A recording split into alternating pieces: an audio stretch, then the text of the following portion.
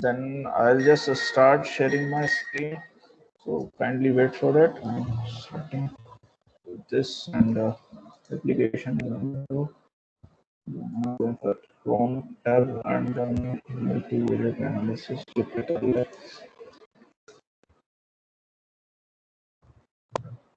So this some Python codes are visible to you or not? Hello. Yes, sir, it Yes, is visible. Okay, Yes, so sir. Yes, sir, okay, visible. okay, fine. So we are starting with the Python from right from my first basic mathematics. So look, this is when I started my Anaconda in my system and set up the all environment variable. So it will be automatically installed. Then in the when you start the Anaconda navigator, that is green icon like that. So when you click on this, then after going uh, you will have some screen, and in that screen then you launch that Jupyter notebook. So when you launch the Jupyter notebook, so it will automatically open in your browser window, and in the browser window you will see the local host at 888 and the lab. Yeah, you can see in my uh, screen over here that is I'm highlighting this. So is it visible? Localhost column 888 and slash lab. So this is my Jupyter notebook that is being saved in the as an extension .ipynb. While when you are writing your code in the Python, its extension is .py. This is Python. So these notebooks are very simple to use. So I will focusing on this Jupyter notebook, and you also try to do in Jupyter notebook. So I'm starting with simple mathematical function. So I'm just writing 1 plus 2. So when I'm writing 1 plus 2, then I'm put shift and enter. So output is available. This is 3. So in case of C, C++, or Java, you have to write A equals to 1, then B equals to 2, or integer A equals to 1, then integer B equals to 2, and then print A plus B. You don't have to take all those decisions over here. Just write 1 plus 2 equals to and enter. So you'll get 1 plus 2 over 3. So next, when I'm adding an integer plus some floating point value, so this is 1 plus 3.5, so this gives you a 4.5. Again, if I want to see the answer, just go for shift or enter, then the results are available. Because I have calculated the result previously, so these results are available in the downside of this coding uh, this code. So if you want to add some code over here, you just click on this plus button, and then you can go for have some code window over here. So if you like to go for this, like I want to print, so this is go for print, and then this is go for inverted comma CSJ section, and go for shift and enter, or you can go for this run button, so you can run your selected cell over here. So these are the code cells available here. Then this is just minus 1 plus 3.5, or we can write that 3.5 minus 1 equals to 2.5. Then simple, this is a simple and multiplication over here. This is 3 into 3, so it will give 9. Or you can go for this, like you can print over here, this is print 3 plus 3 into 3 and go for 9. So this is your result, 3 plus 3 into 3. Then we are having 3 by 2. So result is here some problem is so this is 3 by 2. So this is 1.5, simply 1.5. So don't go for this is 1.5. So again, this is a 14 type of value. Then I am going for 4 by 2. So the result is 2.0. Now, these are simple arithmetic operation. In addition to that, we are having some special operators available here. So first is the floor operator, floor division operator. So when I'm going for print 3 double slash 2, so it will print 1 over here. So this is print 3 double slash 2. So this is floor operator. So print 3 by 2. So it gives you floor point. Then I'm printing minus 3 double slash 2. So it will give minus 2. So it is not giving you the remainder section of remainder of your division, but it gives the floor operator. So when I'm having the value 1.5. So when the result, when the expression is 3/2 or 3 floor 2, it means that you are getting in the division you are getting 1.5, and I am applying the floor operator over 1.5. So the minimum value of 1.5 is 1. So it gives the floor value. It is the floor value of their and that real number. So for that real number 1.5, so floor of 1.5 is 1. Again, then I'm having this printing -3 floor 2. So it gives the result of -1.5. Now I am having two integer related to close to this -1.5. This is -2 and -1. So which is the lowest number? So -2 is the lower than -1. So the floor of -3/2 is -2, while the floor of 3/2 is 1. So what we are doing here is we are going for the floor value of current fractional number. So it will give for 3/2 we'll get this 1, and for -3 floor 2 we'll get -2. Sir Yeah. Sir एक और बता दीजिए ना, इसको ये वाला ही बस floor division वाला। फ्लो डिवीजन वाला जस्ट सिंपल देखो, मेरे पास वैल्यू है 3/2, मैं डिवीजन कर रहा हूँ, दिस इज 3/2। तो 3/2 को अगर मैं डिवाइड करूंगा तो मेरे पास वैल्यू क्या आ रही है? This is 1.5। फाइन। देन अब मुझे इस पे फ्लोर ऑपरेटर लगा रहा हूँ। फ्लोर मतलब हम उसकी बेस लेवल पर जा रहे हैं ना। तो मेरे पास अगर 3/2 कर रहा हूँ तो इसके दो नियर बाय इंटीजर्स कौन से आ रहे हैं? For 1.5 this is 1 and 2। अब 1 और 2 में लोएस्ट वैल्यू कौन सी है? This is 1। So will get the floor of 1.5 is 1। Floor मतलब हमारी जो लोएस्ट वैल्यू जो होती है। So this is 1 for 1.5। Then we are having the value. Double slash है वो फ्लोर ऑपरेटर है क्या? क्या चीज? ये डबल स्लैश लगा हुआ है 3/2। हाँ, this is floor operator. Okay Okay, then we are going -3 double slash 2. This is a floor division operator. So for -1.5, -1.5 से छोटा सबसे नियरेस्ट इंटीजर कौन सा आएगा? -1.5 से छोटा सबसे nearest integer, this is -2. So this is -3 floor division operator 2. So value is -2. We can calculate like I'm adding some addition cell here, and I am going for, let's say, print let's say -11 double floor. Its result is let's say again dividing by 3. So its result will be -4. क्यों? क्योंकि हमारे पास जो result आ रहा था this is like -3.67। सो -3.67 का nearest smallest integer value था -4, है ना। -3 नहीं था, -3 तो बड़ा था उससे, हम उससे छोटे वैल्यू की बात करें तो उससे छोटा वैल्यू कौन सा था? This is -4। उससे छोटे इंटीजर और आते हैं -5, -6, -7, but the nearest smallest integer is -4. So this is floor operator. This fine. Then we are comfortable with this modulus operator. So 9 modulus 2 is always 1. So this is 9 divided by 2. The remainder is 1. So this is our remainder operator, modulus operator. Then we'll go for exponential operator. So in C, C++ or Java, these exponential operators are not available, but we are having exponential available. So this is 2 to the power 2 raised to the power 5. So 2 raised to the power 5 is 32. So we can print over here. So 2 raised to the power 5. So this is 32. Is it fine? Any problem till now? Okay, no response. That it means fine. Now I have to find out the cube root of something. So cube root of something is like 2 to the 8 to the power 1/3. So 8 to the power 1/3. So I can write 8 exponential operator, then 1/3. So I can get this is 2. So cube root of 8 is 2. So it is cube root of 2. Fine. Is it fine? Then we are having some operations available here. So this is printing 5 plus 5 into 5. So it will results in 30. Why? So this, because this is 5 into 5. So it follows the Bordomos rule.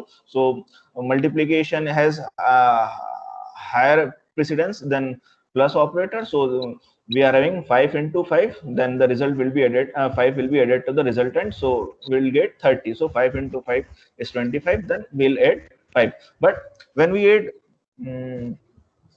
parenthesis or the bracket, so bracket is has the highest precedence, so we'll calculate first 5 by 5, then multiply by 5. So this is 5 plus 5 is 10, then multiplication by 5 is just an 50. Then how will assign value? So simply you can assign value equals to a equals to 5. Then you, if you want to print a, so you can go for printing a. Otherwise, in case you have a single printing value, so you can avoid this print operation over here. You just put like a here, and you can get the result same way in case of Jupyter Notebook. Otherwise, in case of .py, you have to print all those with the print function. Now, in case of Java or C or C++, you have to define the data type over here. But in case of Python, you don't need to define any data type. It will be dynamically allocated. Data type is allotted to any variable. So no need to define whether it is it is integer or float and so on. So don't go for this. Just use a equals to 5 and go for operation. Now, if I want to check the what kind of this data type, so we'll go. I'm going for the type operator. So this is type of 3. So type of 3 is integer. Then I'll go in for type of 4.3. This is just constant values. So type 4.3. So we'll get the float. Then integer 4.3. And so I'm like to convert my float into integer. So I like to convert float into integer. So just go for a value of float. So this is float value 4.3, and apply an integer operator over here. So this is integer of 4.3. So we'll get value of 4. Then I want to check what is the data type of integer 4.3. When I'm getting the data type of 4.3, I'm getting the float. But when I want to check what is the data type of integer 4.3, so I'm checking the type of integer 4.3. So this is 4. So type of this 4 is integer. So this is the data type is 4. Again, if I am having some integer value and like to convert into float, just go for float. Please repeat. Yeah. From where? कहाँ से चालू करूँ वापस? The kinds of numbers. Kinds of number, yeah, okay, fine. So if I want to check the type of value, what is the type of this value? So if I am having a constant value like 3, I have to check which kind of this number is. So I use just a type function over here. So I put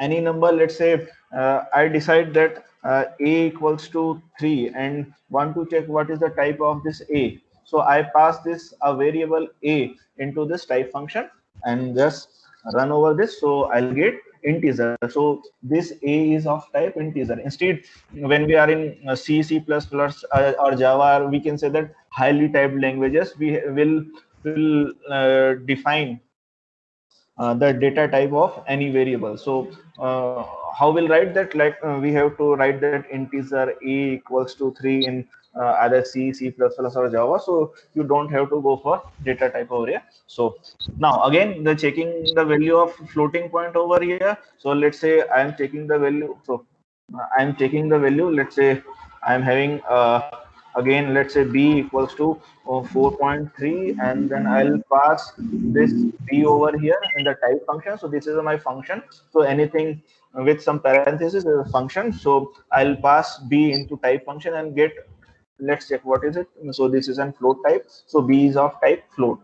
So again, now this is again a. I have to convert this b into integer type. So I'm just converting into integer type. So I'll pass it into the integer function. So I will get the 4 of integer. So if I are having 4.3 as a float number and I want to extract the integer type of it, so I'll get this 4. So I have to pass it into an integer function, then I will get 4.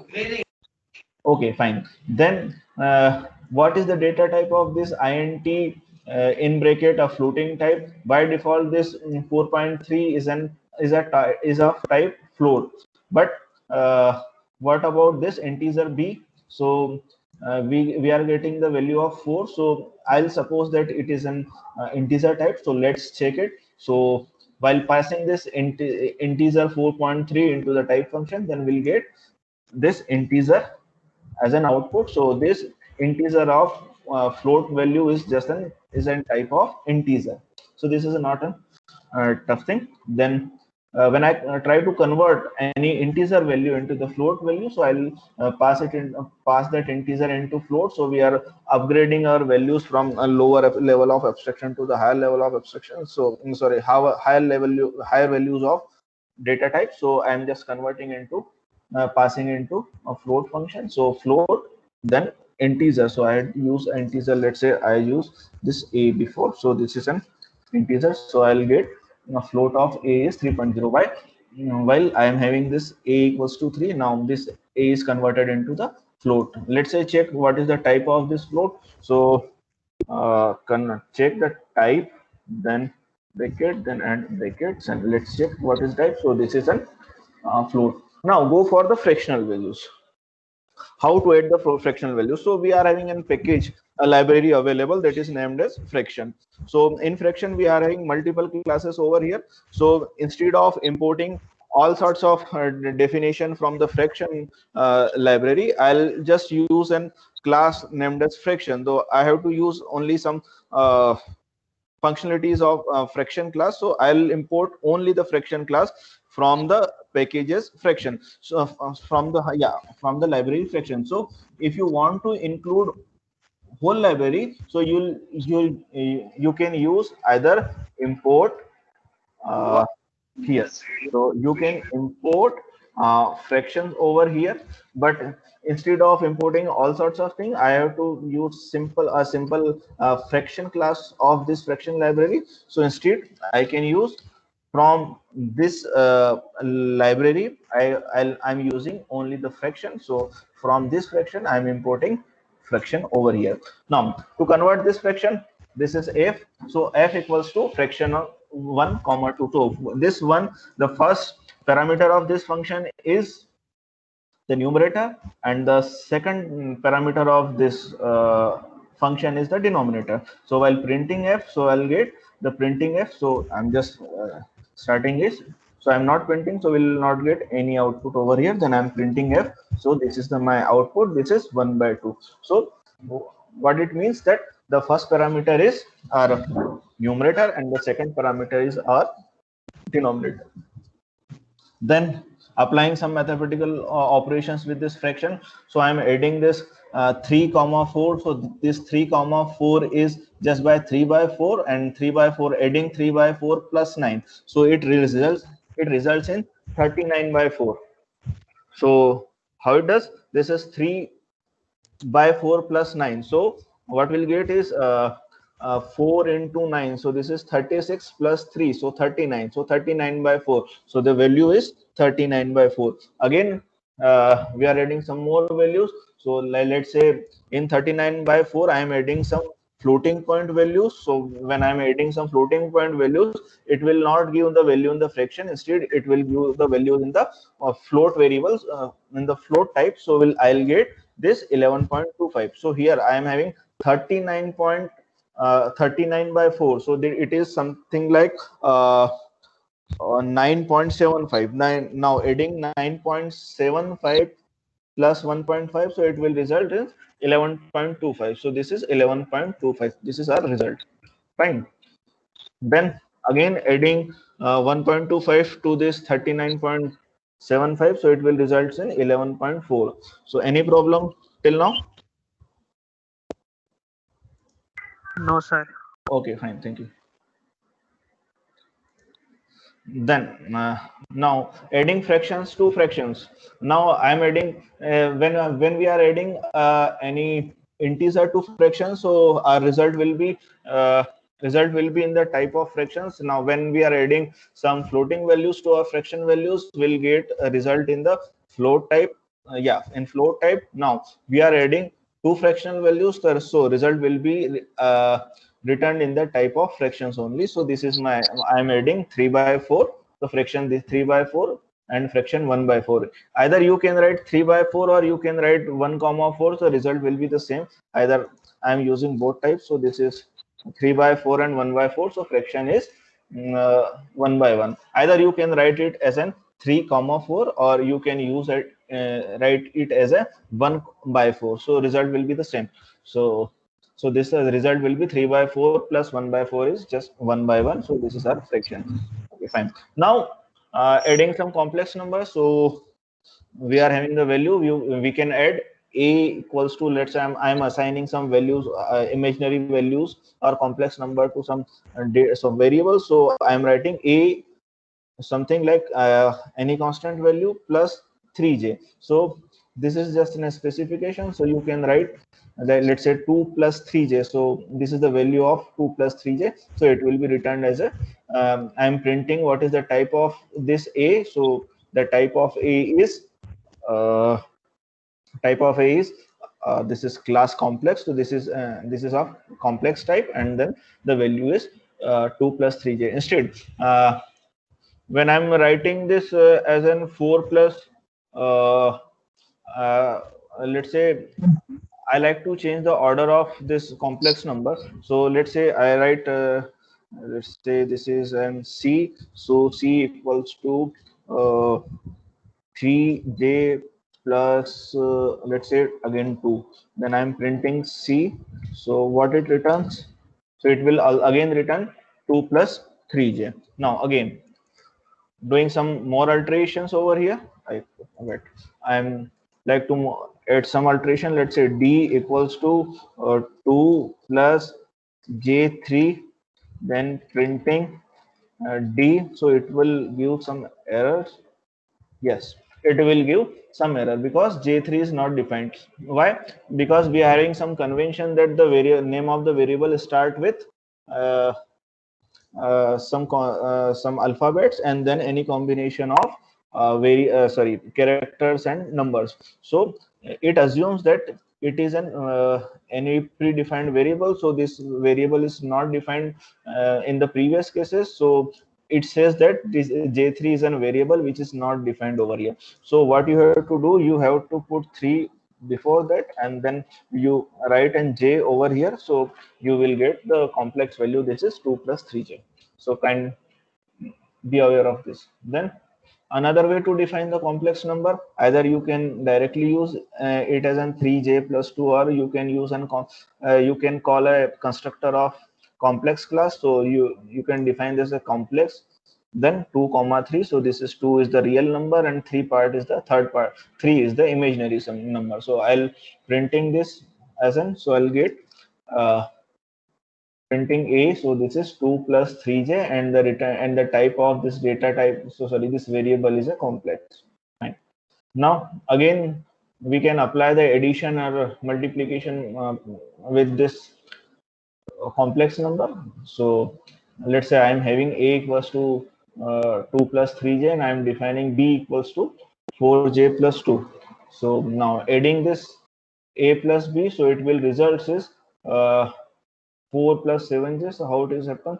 So this is real plus real, so 2 plus 2 is 4 and then 3 plus 4 is 7. So this is our output results. Now going for the reverse direction, so I'll हमने इसको देख लिया है, again we'll check. So again this is j4, it's unproblematic. So here we have to write 3 plus 2 plus 4j. Now again we are having some operations with this complex numbers. You can add complex number, you can multiply a complex number, and you can divide complex number. So my question is to you, how to divide this complex number? This is a by b. Any answer?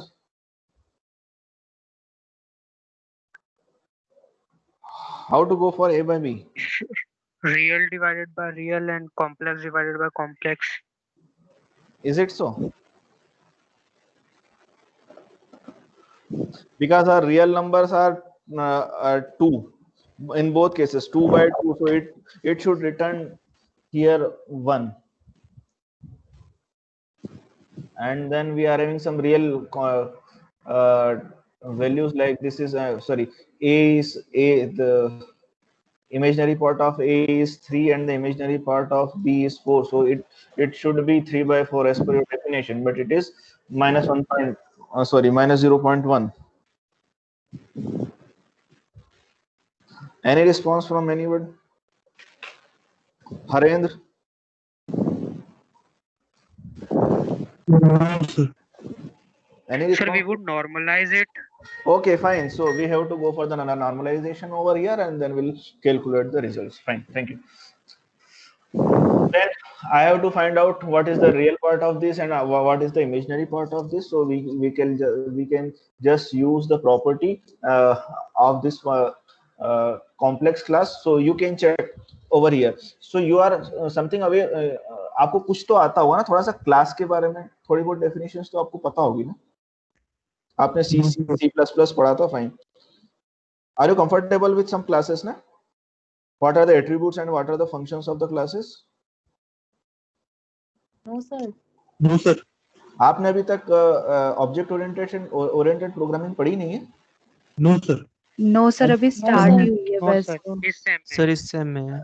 इस same में है वो. C++ तो पढ़ा था ना? No, sir. Okay No, fine. sir. इस बार ही C++. Okay fine. आपको ऑब्जेक्ट तो पढ़ा दिया ना? नहीं. Okay fine.